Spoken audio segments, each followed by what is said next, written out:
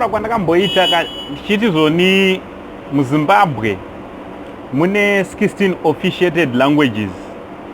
Pamalanguages awa pachisanganisirwa inonzi Chinambia, pachisanganisirawo sign language, it's a language yakatoofficiatwa pachayo yakazvimiririra, pachisanganisirawo Chewa, pachisanganisirawo Chibarwe, Chishona, Chindevere, Tswana, Venda, pachisanganisirawo neXhosa nechirungu. Zvirudzi zvese zviri officiated muZimbabwe. Also pane language inonzi Chichangani yeMashangani. Changani kana Shangani zvongotipenda kuti munoidanawo sei. Iri language futi inotaurwa muZimbabwe. Mufaro wangu ugamuchirai zvakare pazuva ranhasi pati chirongwa muna Uncle Saint Stephen pachannel yakanzi Uncle Saint Stephen. Chikukurudzira kuti kana wanga usati wasubscribe to this channel, just subscribe to this channel. Don't forget to like also and nekupa ma comments nekuisa bell kuitira kuti whenever we put or we upload a video you will be notified. Anditi vazukuru, nhasi ndimbotaura pamusoro pevanonzi Machangani kuti vanowanikwa kupi muZimbabwe, also vakabva nekupi nedzimwe nyika dzavari zvakare.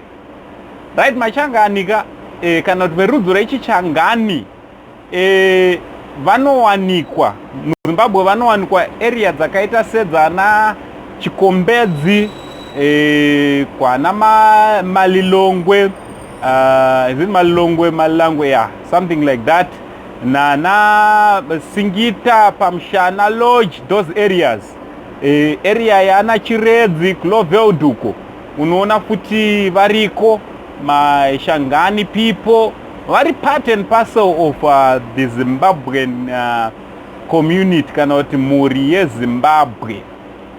Right. Vakabvepi, vanonzi vakabva ivo nekunzvimbo yeEast Africa, uye the founder of this tribe ainzi iye Shangani. Shangani anova iye the one who ndingati zita rekuti Shangani rakazobva pazita remutungamiri wavo kana kuti ramambo aivatungamirira patime yachona ainzi Shangani.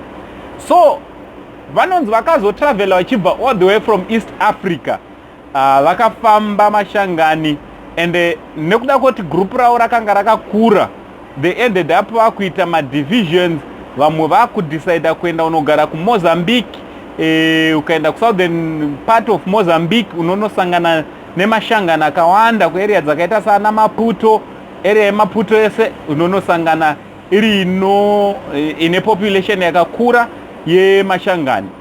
Also vamwe vakabva vapinda, vakawanda vachonawo zvakare vakabva vapinda munzvimbo yeSouth Africa, vachiwanikwa zvakare misha yavo iri inowanikwa muLimpopo province. Ukaenda paarea yanaGiyani, area dzinonzi ana Malamulele, ukaenda area dzinonzi ndanani kwana Papazela, yeah, all those areas unonosangana neMashangani, Shangani, the Shangani people. Vanongozosiyaniswa chete mumavara avo avanotaura, anozosiyaniswa nenzvimbo. Machangani ekuZimbabwe anosiyana nemashangani ekuMozambique nokuda kwematauro avanoita chichangani chavo, zvimwezvo nemachangani ekuMozambique. Handiti vazukuru vangu, mofanira kuti munge muchiziva. So mashangani atinawo anozikanwa, in fact Shangani people all over, they are known, they are peace loving people. Shangani people, they are peace loving people.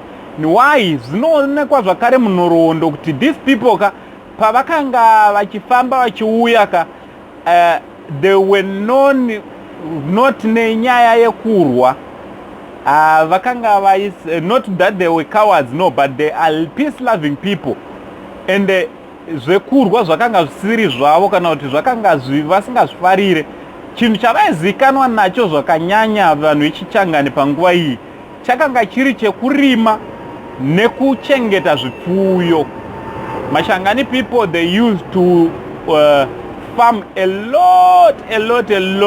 They used to be involved in agricultural activities zvakanyanyisa nekuchengeta zvipfuyo. Vaichengeta zvipfuyo zvakawanda, mombe, zvipfuyo zvese, mbudzi, huku. Vaichengeta zvipfuyo zvakawandisa Mashangani.